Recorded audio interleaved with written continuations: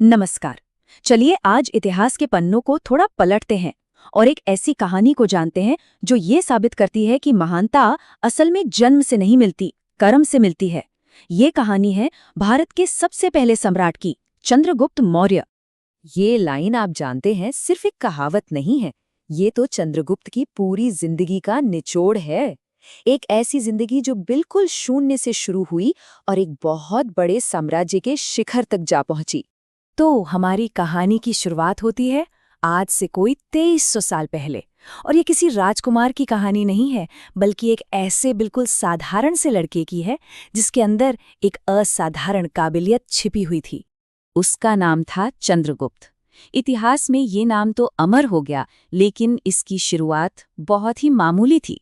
रहने के लिए कोई आलीशान राजमहल नहीं था, ना ही उसके एक इशारे पर लड़ने वाली कोई सेना। और दौलत, अरे खजाने का तो सवाल ही नहीं उठता था। मतलब एक राजा के पास जो कुछ भी होना चाहिए उसमें से कुछ भी नहीं था। लेकिन चंद्रगुप्त के पास जो था वो किसी भी धन, दौलत, सेना या महल से कहीं कहीं ज्यादा कीमती था। और यहीं से कहानी में एक जबरदस्त मोड़ आता है, जहां काबिलियत को ज्ञान का साथ मिला।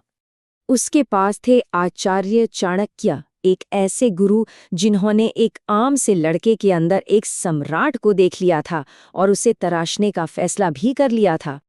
अब ये जो सीख है ना, ये बहुत दिलचस्प है। चाणक्य ने चंद्रगुप्त को सिखाया कि देखो, असली शक्ति हथियारों की गिनती में नहीं होती, वो होती है सही स्ट्रैटेजी में, दुश्मन की कमजोरी को पहचानने में और कड़े अनुशासन में।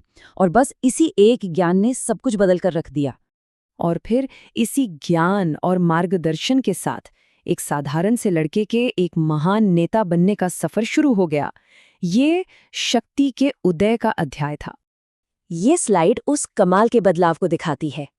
सोचिए, जहां कुछ भी नहीं था, वहां एक विशाल साम्राज्य खड़ा हो गया। एक साधारण सा बालक भारत का पहला सम्राट बना। ये बदलाव सिर्फ एक इंसान का नहीं था, ये तो एक राष्ट्र के निर्माण की कहानी थी। एक ऐसे साम्राज्य की नींव रखी जा रही थी जिसे इतिहास ने हमेशा हमेशा के लिए याद रखा। तो सबसे बड़ा सवाल ये है कि चाणक्य की इस सीख को चंद्रगुप्त ने इस्तेमाल कैसे किया। देखिए, उन्होंने सीधे सीधे राजधानी पर हमला नहीं किया, नहीं। उन्होंने चाणक्य की एक बहुत मशहूर रणनीति अपनाई, बाहर से अंदर की ओर। मतलब अपनी छोटी सी सेना लेकर पहले उन्होंने किनारों के राज्यों को जीता, धीरे धीरे अपनी ताकत बढ़ाई और फिर जब सही वक्त आया तो उस समय के सबसे शक्तिशाली नंद वंश को उखाड़ फेंका। और बस इसी के साथ जो भारत बिखरा हुआ था उसे पहली बार एक किया गया और नींव रखी गई मौर्य साम्राज्य की। तो फिर चंद्रगुप्त मौर्य की ये कहानी हमें सिखाती क्या है? ये सिर्फ एक राजा की जीत नहीं है, नहीं, इसमें इतिहास का एक बहुत बहुत गहरा सबक छिपा है।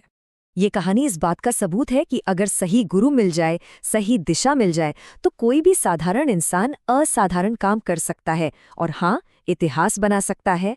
काबिलियत तो हम सब में होती है, जरूरत है तो बस उसे पहचानने वाले की और सही राह दिखाने वाले की। और शायद यही इस पूरी कहानी का सबसे बड़ा सच है कि इतिहास सिर्फ किताबों में पढ़ने की चीज नहीं है। इतिहास बनाया जाता है उन लोगों के जरिए जो अपनी साधारण सी शुरुआत के बावजूद कुछ बड़ा करने का हौसला रखते हैं।